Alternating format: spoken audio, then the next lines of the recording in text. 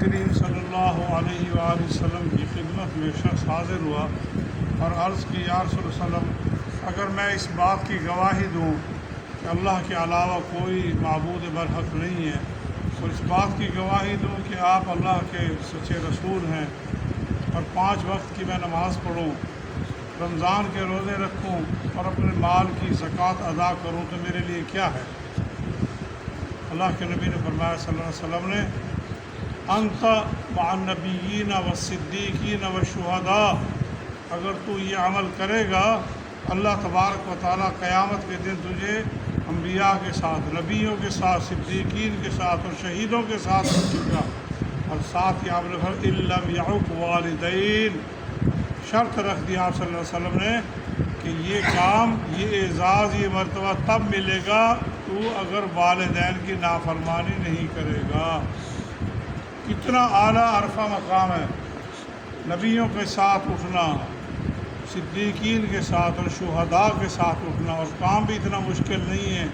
سب گواہی دیتے ہیں مسلمان اللہ کی کہ اللہ وحدہ لا شریک ہے، کوئی معبود برحق نہیں اللہ کے علاوہ، اور نبی کریم صلی اللہ علیہ وسلم اللہ کے رسول، ہم سب گواہی دیتے ہیں، نماز بھی پڑھتے ہیں اور روزے بھی رکھتے ہیں اور زکوٰۃ بھی ادا کرتے ہیں،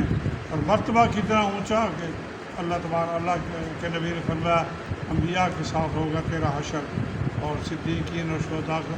لیکن شرط یہ ہے کہ تو نے والدین کی نافرمانی نہیں کرنی۔ اس سے آپ اندازہ کریں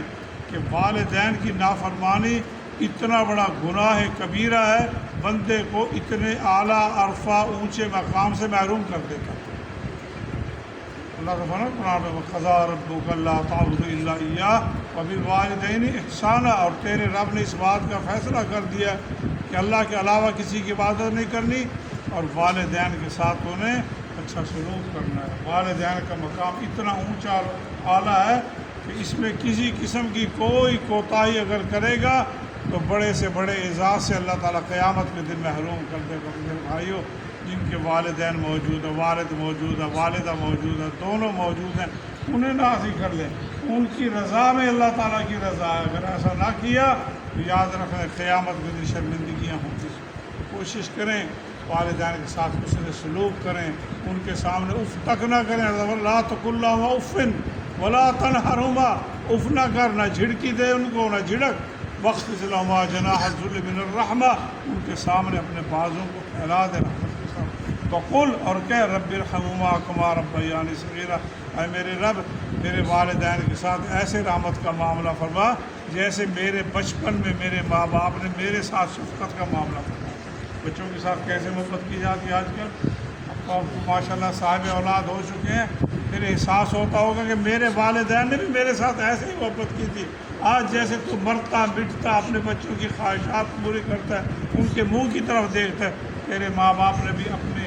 حیثیت کے مطابق اتنے ہی لاڈ اور چاوت اور پیار تیرے ساتھ کیے تھے، ان کے مقام کو کبھی نہ بھول۔ جن کے والدین دنیا سے رخصت ہو چکے ہیں ان کو ہمیشہ اپنی دعاؤں میں یاد رکھنا، اور سب سے بہترین دعا جو اللہ کے نبی نے سکھلائی ہے، وہ اللہ تعالیٰ نے سکھلائی ہے قرآن کریم میں،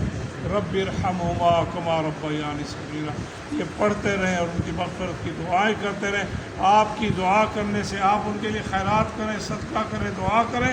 اللہ کے نبی نے فرمایا اللہ تعالیٰ ان کے درجات بلند کرتا ہے۔ ایک شخص کا جنت میں درجہ بلند ہوتا ہے، وہ پوچھتا ہے یا اللہ عمل کا سلسلہ تو ختم ہو چکا، اب یہ ترقی کس بنیاد پر ہے؟ اللہ تعالیٰ فرمائے گا تیری اولاد تیرے لیے دعائیں کر رہی ہے، تیری اولاد تیرے لیے خیرات کر رہی ہے، صدقے کر رہی ہے۔ تو کوشش کریں